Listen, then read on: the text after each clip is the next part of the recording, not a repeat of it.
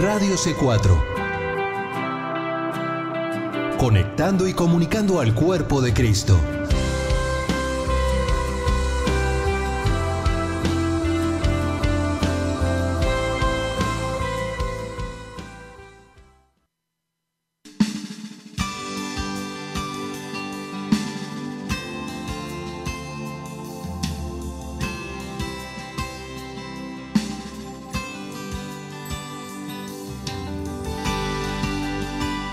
Radio C4 presenta Libre al Fin con Karina Guidi.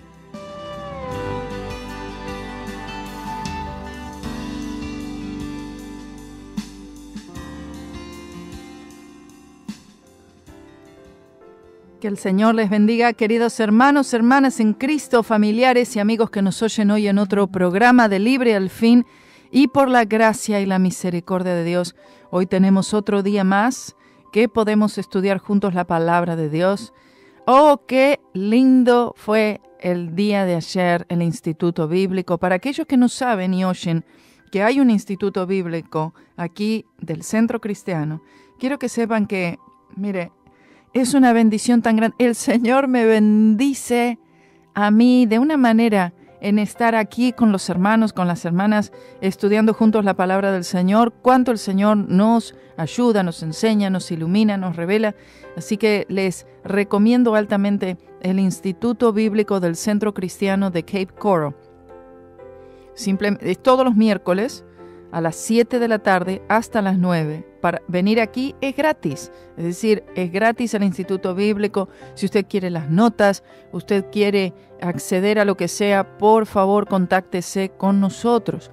Aún escríbame a mí si quiere un correo a karinaguidi71@gmail.com, o si no, también me puede llamar a mi número 239-333-6566. ¿Escuchó? 239-333-6566.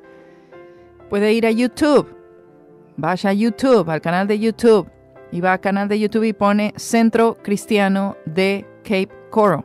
En los miércoles, en vivo a las 7, va a tener el Instituto Bíblico, por lo menos del curso del primer año, que es Teología Sistemática. Los otros cursos que se dan en el otro salón no son transmitidos. ¡Qué pena! Pero le ruego al Señor que Él nos provea con los equipos necesarios para poder transmitir esas clases aquí atrás. Ore por eso, ¿sí?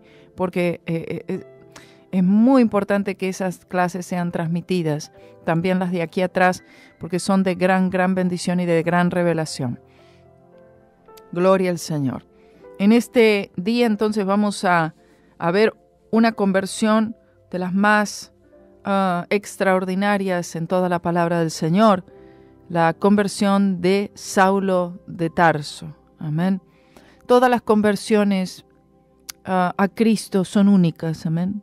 Cuando usted se convirtió, no hubo otro que se haya convertido en la circunstancia, en la situación en la que se convirtió usted. Aunque todos nos convertimos de la misma manera, en el sentido que todos creímos lo mismo. Fue por la gracia de Dios y a través de la fe en el Señor Jesucristo.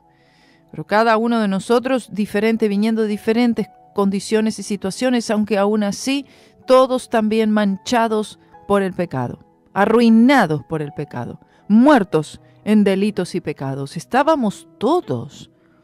Pero cada conversión tiene su particularidad, ¿verdad? Vemos la conversión en el capítulo anterior de este eunuco, que el Señor lo envía a Felipe para predicarle. Gloria a Jesús. Oh, santo Dios. En el caso de Saulo, fue directamente Cristo Jesús quien se le aparece. ¿Sabe que la misericordia del Señor fue mostrada de esta manera en la conversión de Pablo? Porque no hubiera sido, o sea, si hubiera ido un Felipe a Pablo, a Saulo, y le hubiera presentado el Evangelio, es muy posible que Pablo lo hubiera puesto en una cárcel y hubiera mandado que lo apedrearan, así como fue apedreado Esteban. O era necesario algo mucho más grande, más convincente, más fuerte, para convertir a Saulo de Tarso. El mismo Señor se apareció. El mismo Cristo que había sido crucificado y resucitado se le aparece. Aleluya, y le habla. Oh, bendito sea el nombre del Señor. Y el Señor se le aparece y el Señor obra en la vida de Pablo y le entrega lo que no le ha entregado a nadie, el significado del nuevo pacto, para que entonces Él nos los dé a nosotros. Vemos la misericordia del Señor, su gracia, su gran amor y su gran poder para salvar. Por supuesto que Saulo tenía que tomar una decisión por Cristo, y gloria al Señor que él sí decidió darle su vida al Señor. Capítulo 9 del libro de Hechos.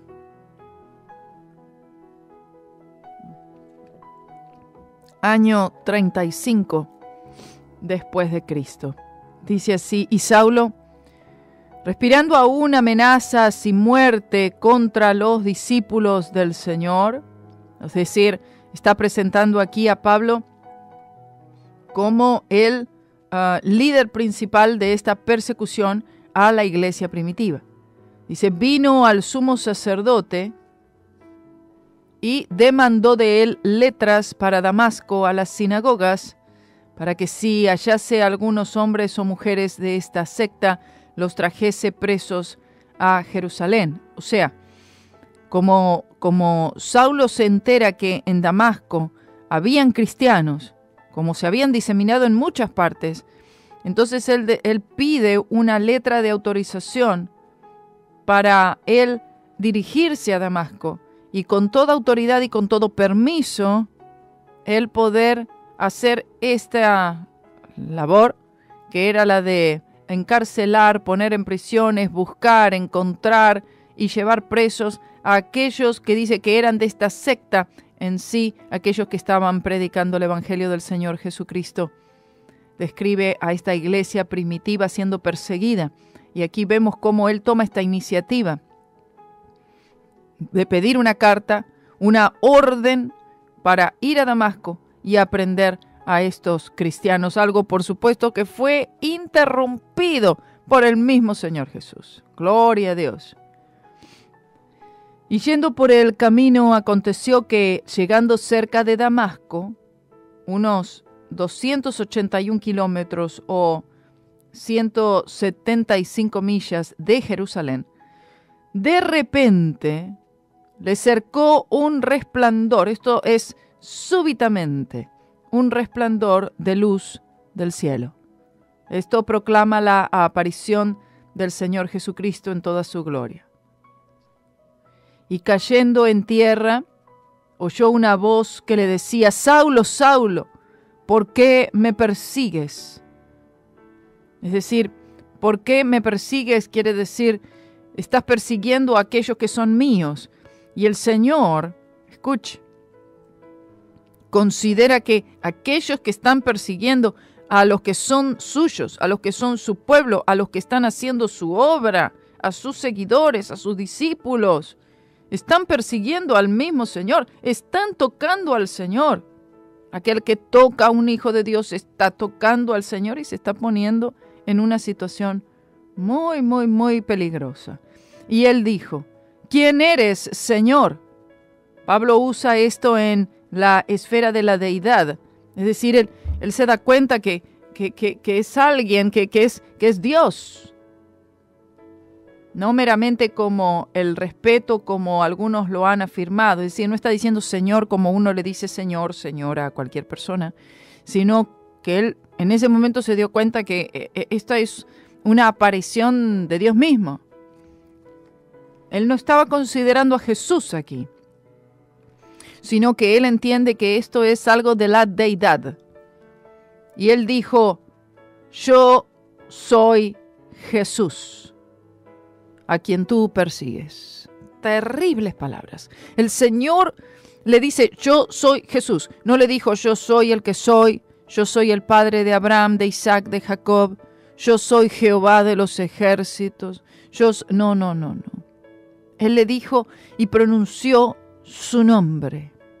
Nombre sobre todo nombre. Oh, gloria a Dios. Nombre, aleluya. Ante el cual toda rodilla se doblará y toda boca confesará que Jesús es el Señor. Él estaba de rodillas y dice, ¿quién eres, Señor?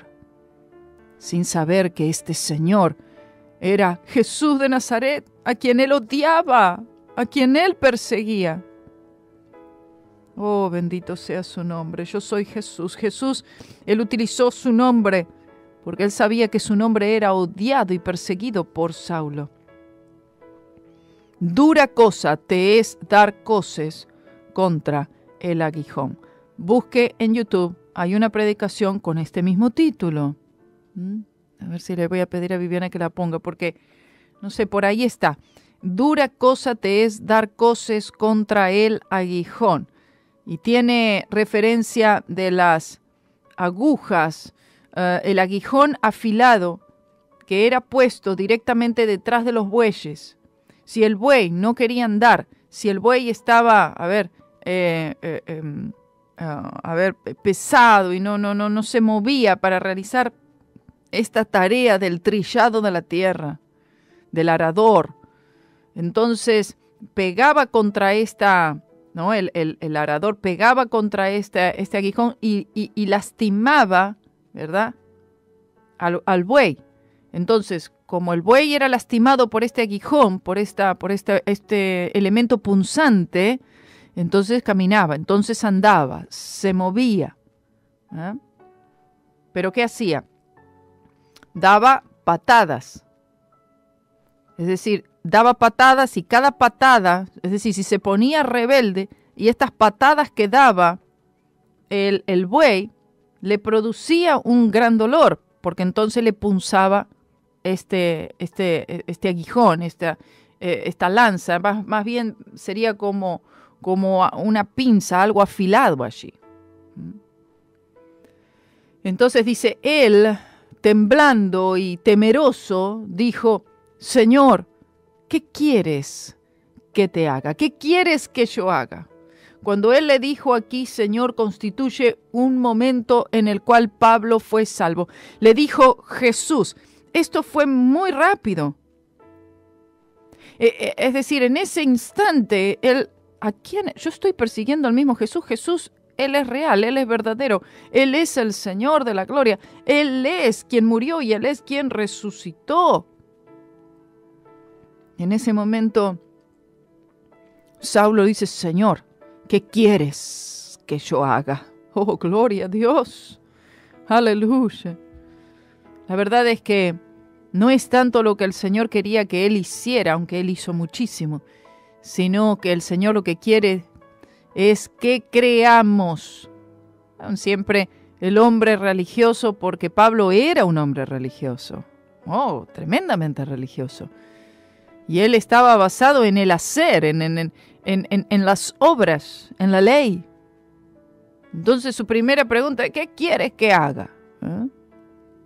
Él dice, Señor, y el Señor le dice, levántate y entra en la ciudad y se te dirá lo que te conviene hacer. Fue el plan de Dios para Pablo, que en efecto cambiaría al mundo entero.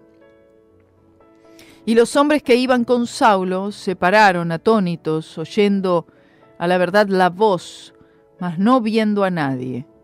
O sea, los hombres que le acompañaban oyeron la voz del Señor, pero no vieron nada a ellos. Estaban muy conscientes de que algo había pasado, pero no sabían exactamente qué era. Pero Pablo sí, él vio a aquel hombre, él vio a Cristo.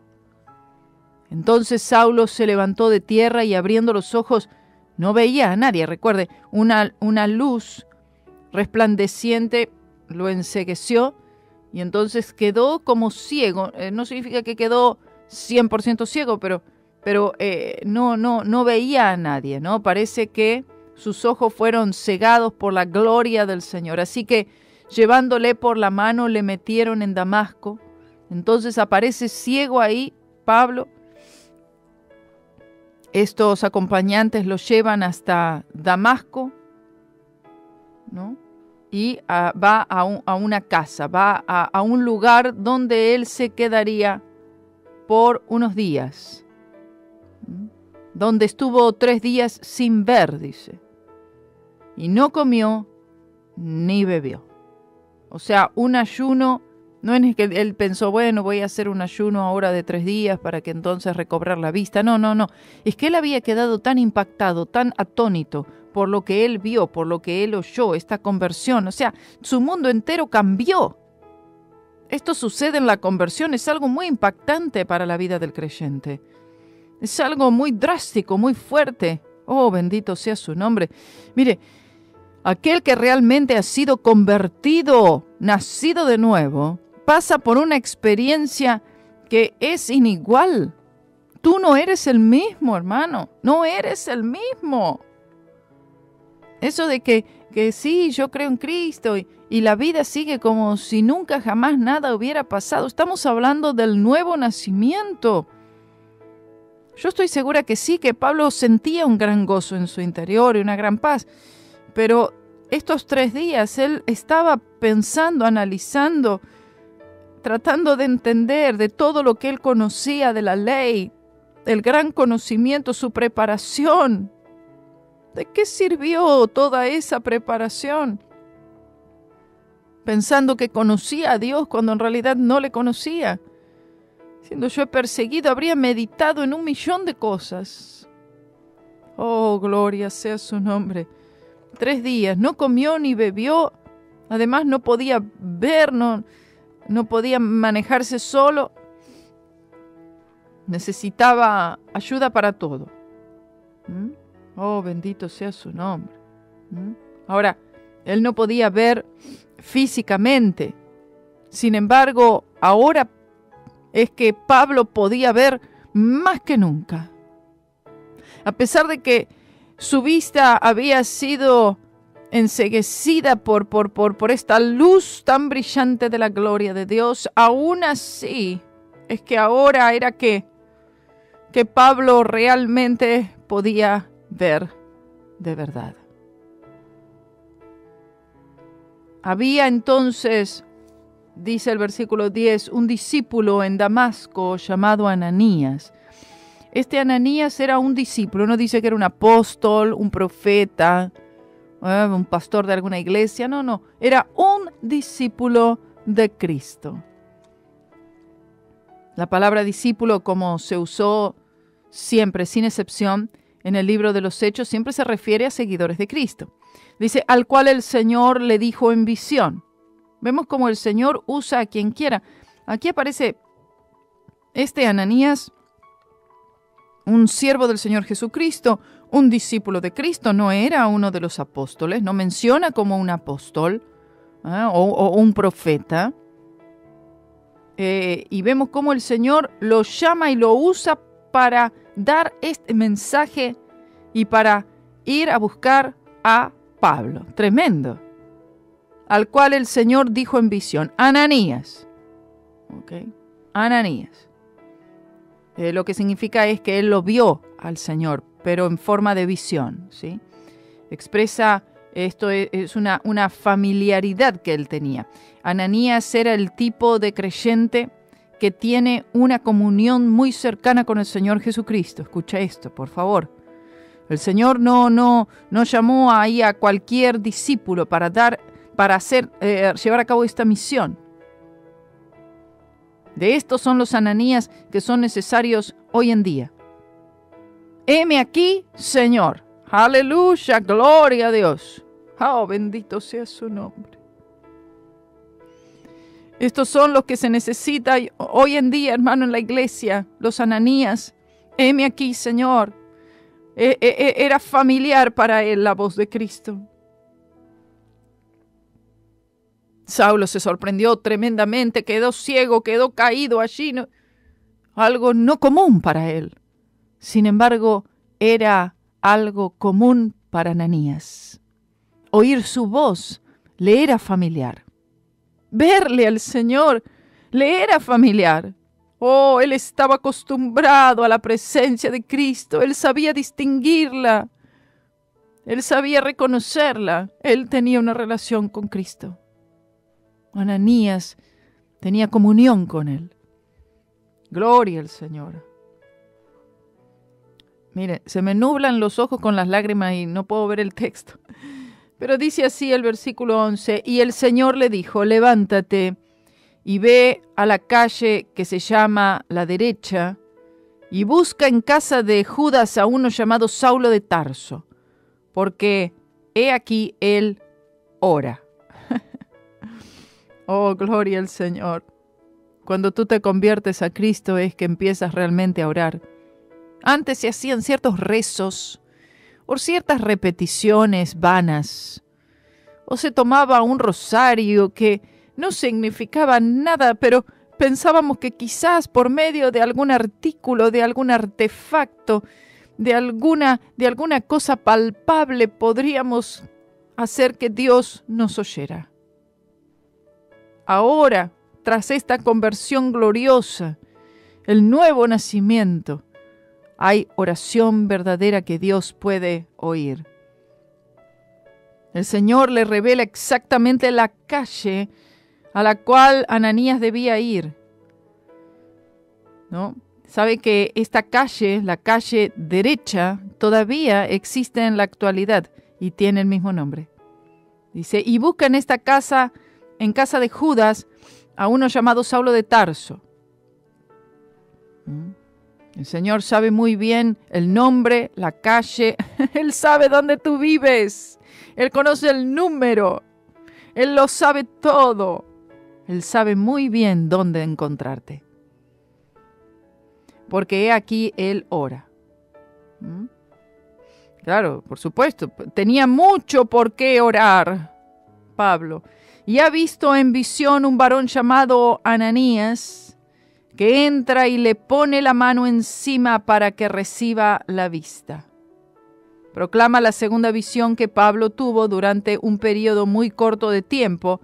Ahora él está allí en esta casa y él tiene una visión. O sea, él ya sabía que el Señor enviaría a un hombre para orar por él. Entonces Ananías respondió, Señor, he oído de muchos acerca de este hombre. ¿Cuántos males ha hecho a tus santos en Jerusalén?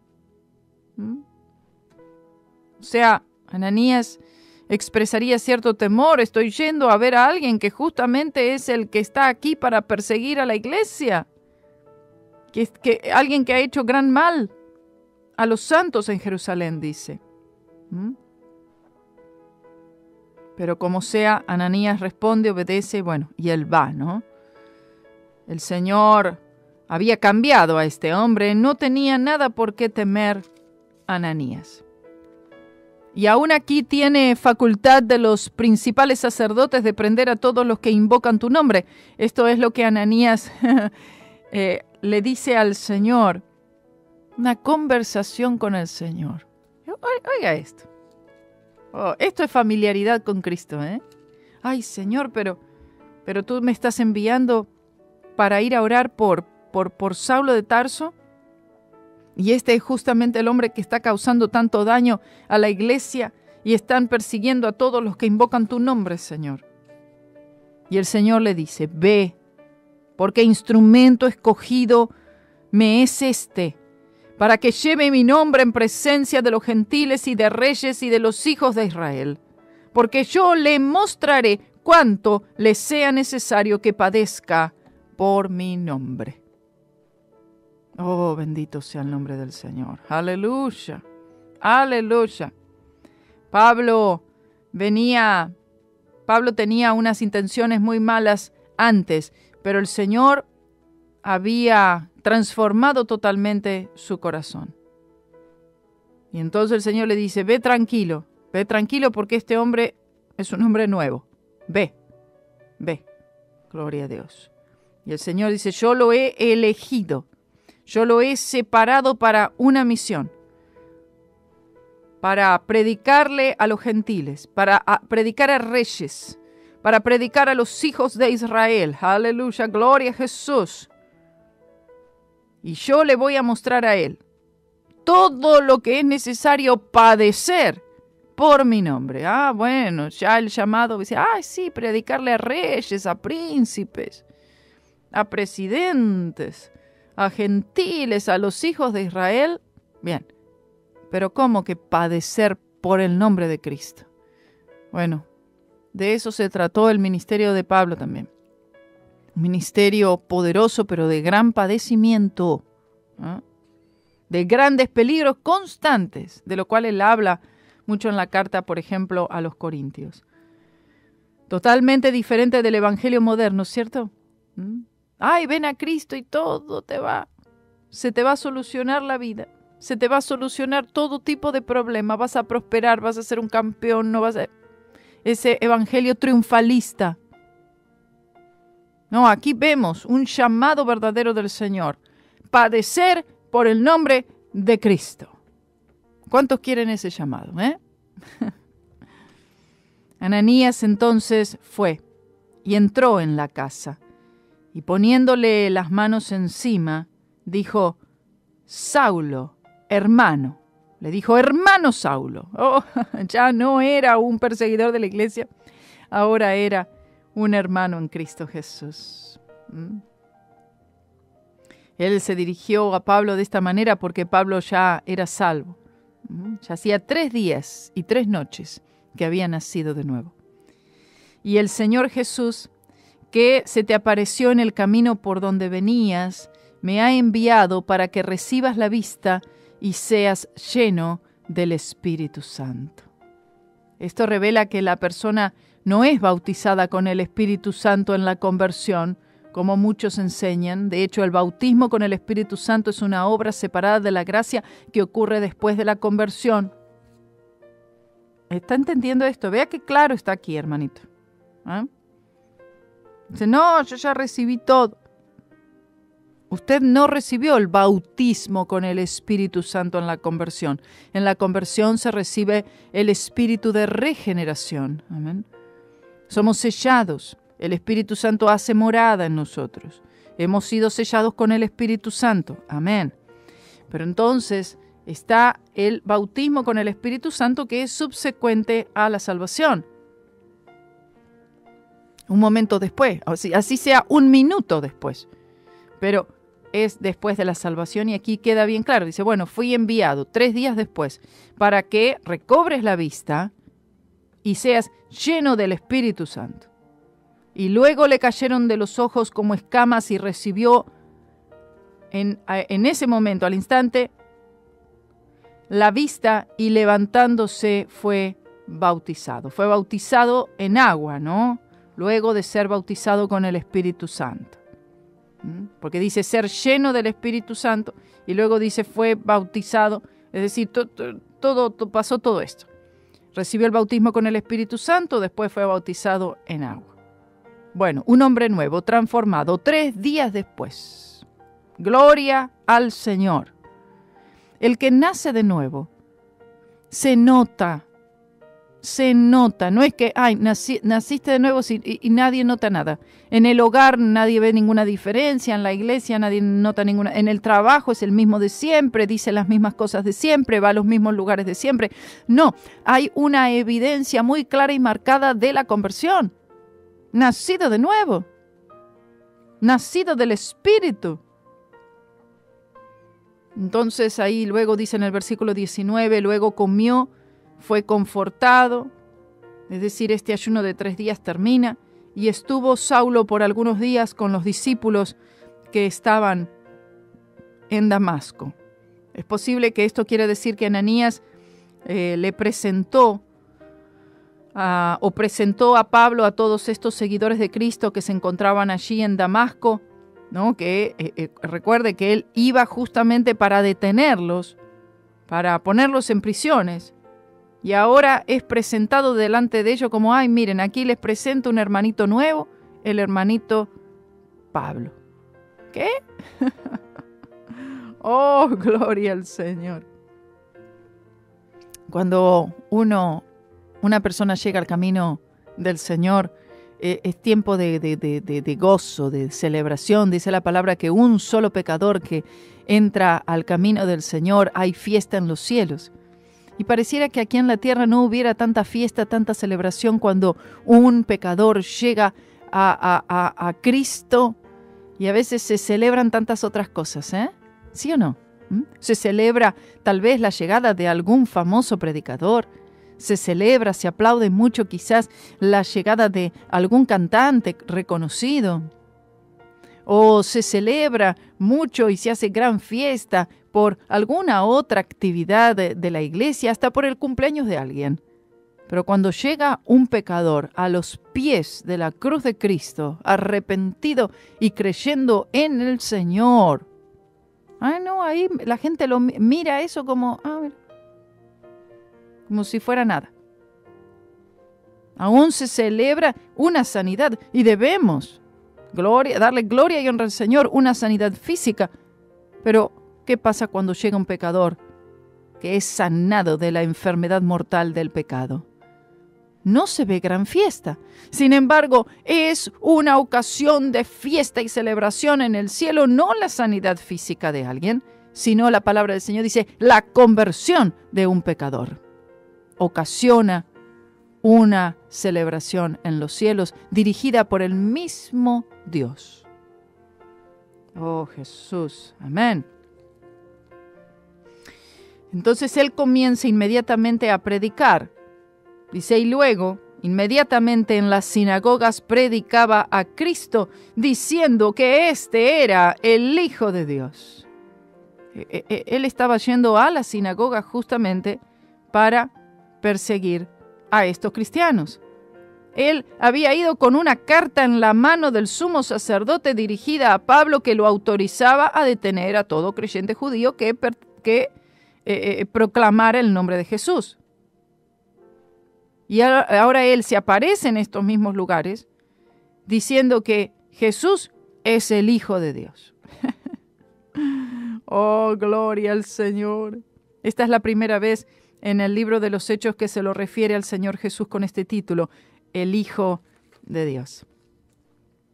Y todos los que le oían estaban atónitos y decían, ¿no es este el que asolaba en Jerusalén a los que invocaban este nombre, y a eso vino acá para llevarlos presos a los principales sacerdotes? Una confusión en aquellas personas que oían. Decían, pero ¿cómo no era este el que vino justamente para...? Ya esto era noticia. Está viniendo Saulo de Tarso, está viniendo de Jerusalén con carta del sumo sacerdote. Va a venir y van a perseguir, van a encarcelar a todos estos cristianos aquí. Y ahora él está viniendo aquí y nos está predicando de Cristo. Empero Saulo mucho más se esforzaba. Se refiere a un mayor entendimiento de la palabra de Dios con el pasar de los días. De hecho, por primera vez, él entiende la palabra. Y confundía a los judíos que moraban en Damasco, afirmando que este es el Cristo. Demostrando mediante la palabra de Dios que Jesús era el Mesías. Oh, gloria a Dios. Y como pasaron muchos días, los judíos hicieron entre sí consejo de matarle, mas las acechanzas de ellos fueron entendidas de Saulo, y ellos guardaban las puertas de día y de noche para matarle. El perseguidor se convierte en el perseguido. Vamos a una pausa y volvemos.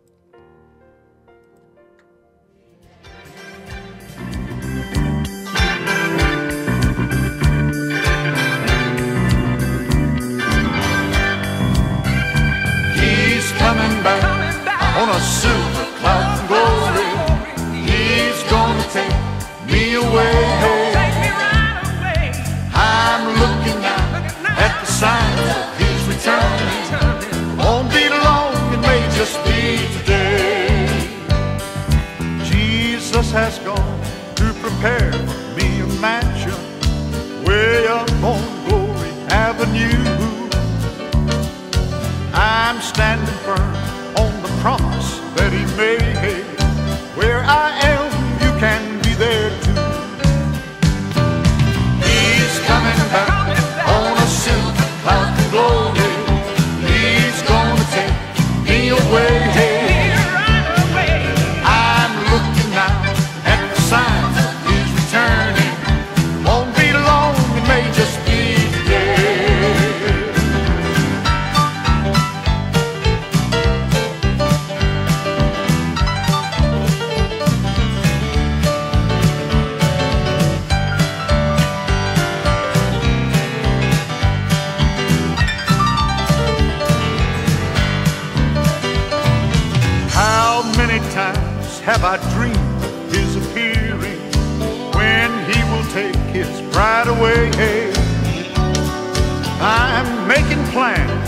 to attend that marriage supper on that great eternal wedding day. He's coming back on a silver cloud of glory. He's gonna take me away. I'm looking now at the signs that he's returning. It won't be long, it may just be today. He's coming back on a silver cloud of glory. He's gonna take me away. I'm looking now at the signs that he's returning. It won't be long, it may just be today.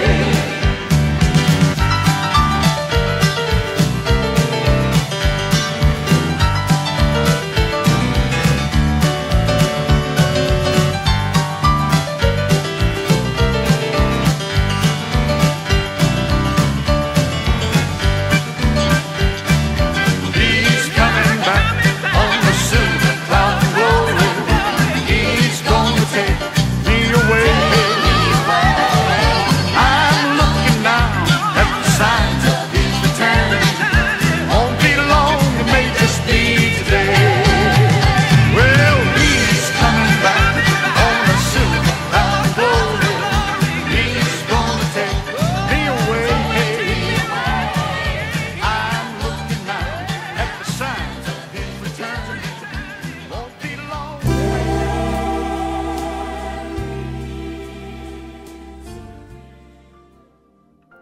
Amén. Estamos aquí de vuelta en Libre al Fin, gloria al Señor. Y seguimos con nuestro estudio del capítulo 9 de Hechos, la conversión de Saulo de Tarso. Gloria al Señor. Él comienza a predicar inmediatamente. O sea, Pablo, él conocía la ley, pero perfectamente bien. Pero una cosa es conocer mucho de Biblia y no entender, no tener una revelación. Él ahora tiene una revelación del Cristo resucitado. Él ahora se ha convertido. Él ahora, es verdad, el Espíritu Santo vive en él. Está lleno del Espíritu Santo además. Alguno preguntará, ¿habló en lenguas? Sí, claro que sí, habló en lenguas. En 1 Corintios 14, Pablo dice, yo hablo en lenguas más que todos vosotros. Sabemos que él recibió el bautismo con el Espíritu Santo y por supuesto que sí que habló en lenguas. Él comienza a predicar a Cristo, aquel nombre que él antes odiaba. Las personas se confunden, dice, pero este era aquel que asolaba la iglesia y ahora él está invocando el nombre, aquel nombre, el nombre de Cristo.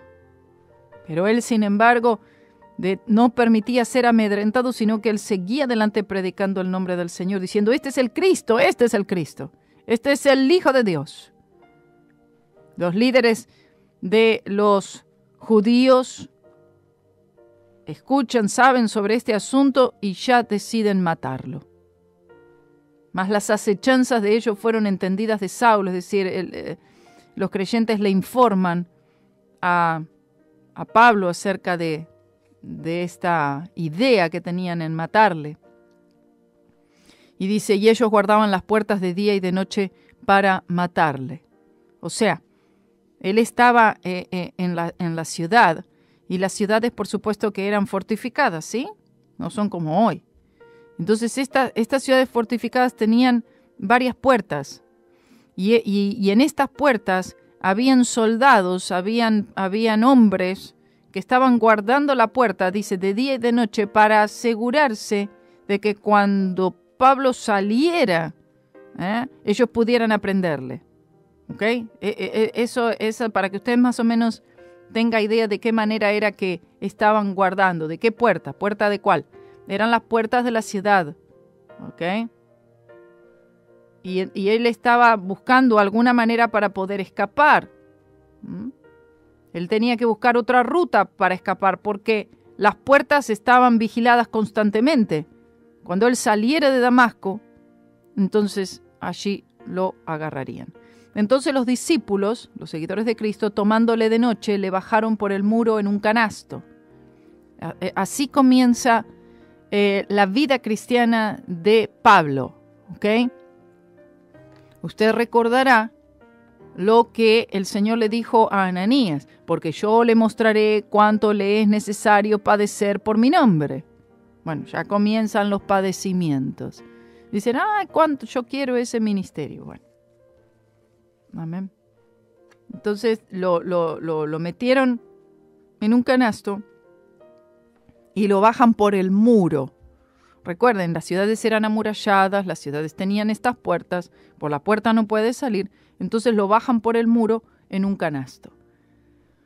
Y cuando vino a Jerusalén, es decir, esta es la primera visita a Jerusalén después de su conversión, que tuvo lugar a medio camino yendo para Damasco. Se queda en Damasco unos días y entonces ahora vuelve a Jerusalén escapándose, porque la única manera que tenía era escapándose. Dice, intentaba de juntarse con los discípulos, mas todos tenían miedo de él, no creyendo que era discípulo, que era cristiano. Claro, lo veían, miren, ahí viene, iban corriendo para el otro lado. Decía, no, esto es una estrategia, nos está mintiendo, está haciéndose que es, pero no es. No. Entonces Bernabé, tomándole, este es el mismo Bernabé que aparece también en Hechos 4:36, lo trajo a los apóstoles y les contó cómo él, Pablo, había visto al Señor en el camino y que Jesús, le había hablado y cómo en Damasco había hablado confiadamente en el nombre de Jesús.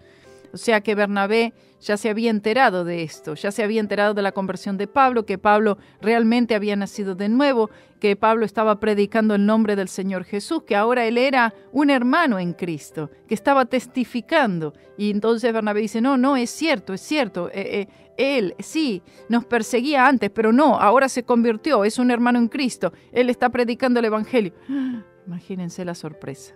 Y Pablo entraba y salía con ellos, con los apóstoles, en Jerusalén.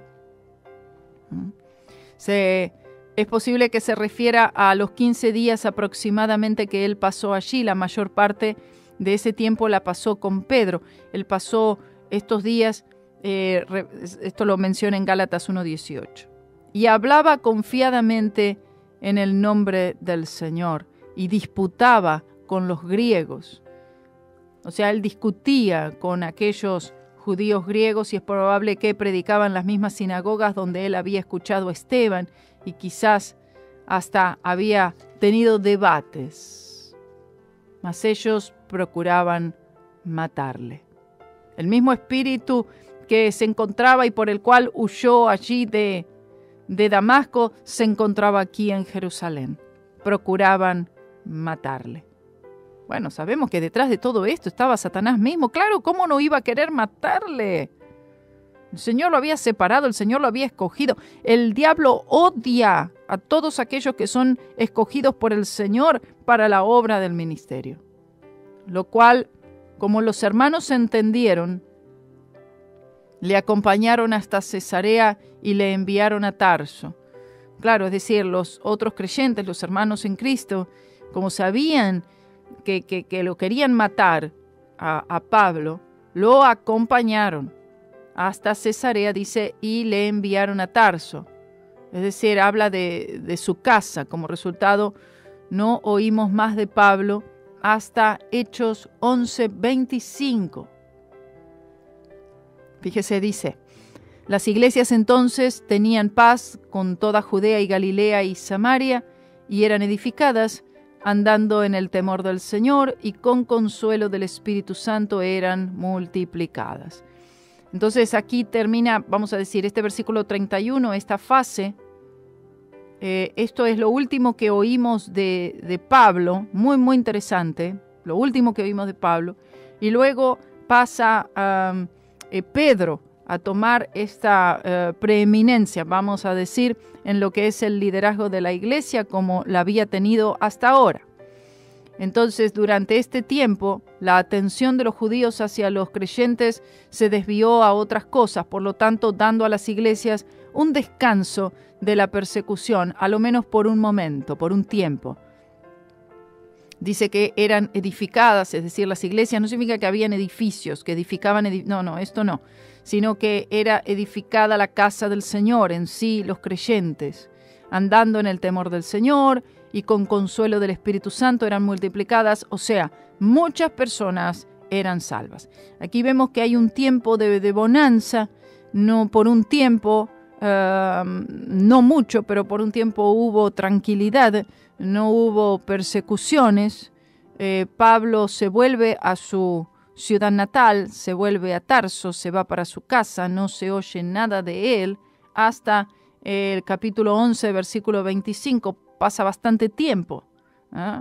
Quiero que sepa que pasan aún años, ¿okay? Hasta que entonces empieza otra vez a oír de Pablo en cuanto a su ministerio y el llamado que el Señor le había dado. Habían muchas cosas todavía que Pablo necesitaba entender, que él tenía que aprender. Y es posible que durante todo este periodo de tiempo en el que Pablo aparece así como escondido, ¿no? Es que él tuvo esta gran revelación del nuevo pacto. Cuando él menciona, dice, yo no sé, pero que él fue al tercer cielo, ¿recuerdan? Dice, fue al tercer cielo y no sé si estaba en el cuerpo o fuera del cuerpo, no lo sé, Dios lo sabe. Y allí entonces dice que el Señor le reveló cosas inefables, cosas que aún él no podía revelar, no podía divulgar.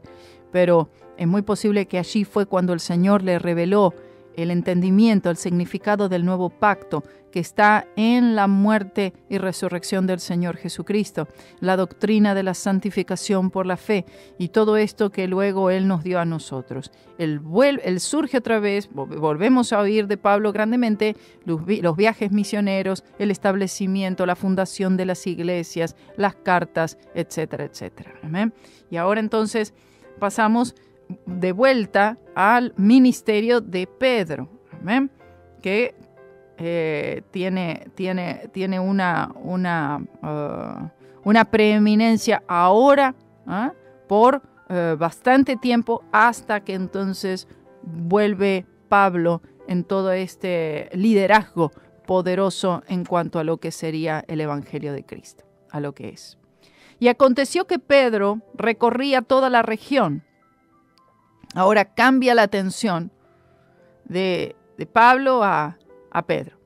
Y vino también a los santos que habitaban en Lida. Se refiere a una ciudad a unos 48 kilómetros, 30 millas, al occidente de Jerusalén. Y halló allí a uno que se llamaba Eneas, que hacía 8 años que estaba en cama, que era paralítico. Y le dijo Pedro, Eneas, Jesucristo te sana. Se refiere a Pedro que incondicionalmente le da a Cristo el mérito de estos milagros. Levántate y hazte tu cama, como señal de tu sanidad milagrosa. Y luego se levantó, fue sanado instantáneamente y sanado completamente. Y le vieron todos los que habitaban en Lida y en Sarón, los cuales se convirtieron al Señor. La palabra todos, como se da en el griego original, no necesariamente significa que cada una de las personas de todos estos sectores, sino más bien aquellos que vieron este milagro, creyeron en el testimonio de Cristo, que seguramente era un gran número de personas. Entonces, en Jope había una discípula llamada Tabita, que traducido quiere decir Dorcas. Era Tabita en el sirio y Dorcas en el griego, y estas dos palabras, estos dos nombres, significan una gacela. Esta era llena de buenas obras y de limosnas que hacía. Era una señora de excelente reputación, una señora de una buena condición y que amaba al Señor. Y aconteció en aquellos días que, enfermando, murió. Se refiere a los días cuando Pedro se encontraba en esta ciudad de Lida. Su muerte era inesperada, a la cual después de lavada, es decir, después que fue preparado su cuerpo para la sepultura, como era la costumbre, la pusieron en una sala, es decir, la presentaron para el velorio. Y como Lida estaba cerca de Jope, los discípulos, los seguidores de Cristo, oyeron que Pedro estaba allí. Nos dice que había una iglesia en Jope. y le enviaron 2 hombres rogándole: no te detengas en venir hasta nosotros. Parece ser que esperaban un milagro sin tener en cuenta que la mujer estaba muerta ya.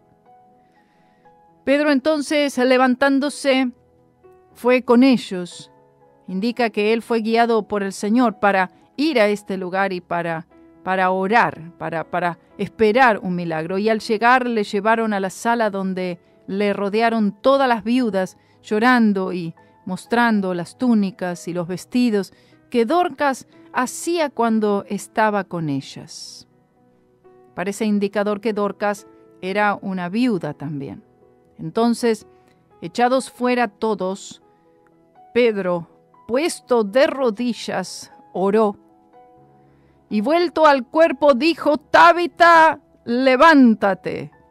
Exactamente lo mismo que dijo Jesús cuando él resucitó a la hija de Jairo de la muerte. Oh, gloria a Dios. Y ella abrió los ojos y viendo a Pedro, se incorporó.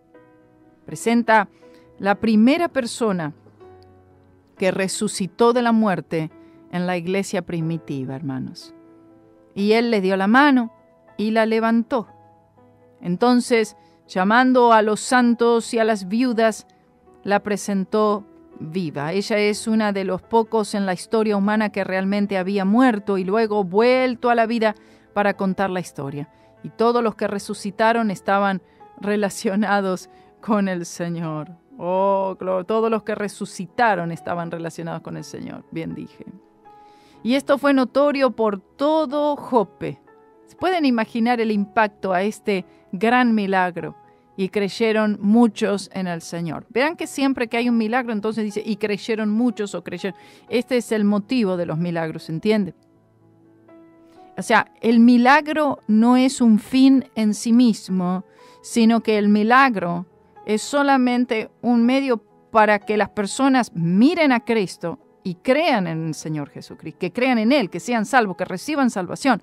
El milagro mayor, escuche, el milagro mayor, aún mayor que la misma resurrección de Dorcas, es que muchos creyeron en el Señor Jesucristo, que nacieron de nuevo. Y aconteció que se quedó muchos días en Jope, en casa de un cierto Simón, curtidor. Es probable que se refirió a varios meses, como unos 8 años habían ya pasado desde el día de Pentecostés, y durante este tiempo se predicó el Evangelio a los judíos nada más. Esto es hasta este punto, y ahora la situación empieza a tomar un giro a partir del capítulo 10 de Hechos, lo cual veremos en el próximo programa. Porque ahora, o sea, hasta aquí el Evangelio es predicado especialmente, o sea, enfocado al pueblo judío. Pero ahora el Señor abre esto también para los gentiles, y el Señor le enseña por medio de una visión, por medio de una lección objetiva a Pedro, que el Evangelio no es solamente para el judío, también es para el gentil, es para todos.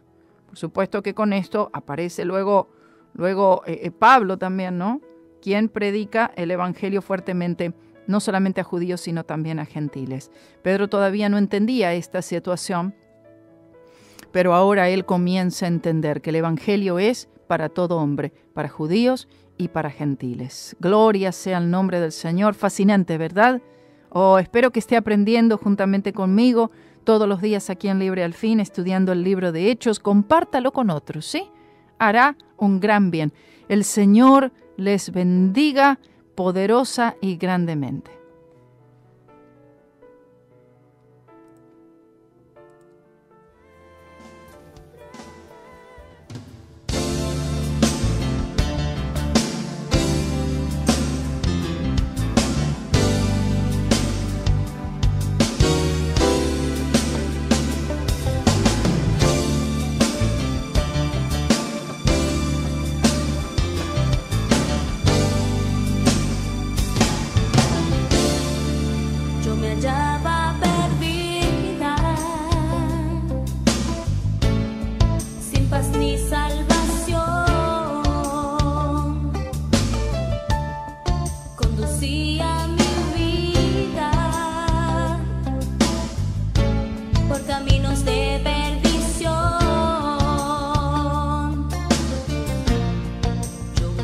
Baba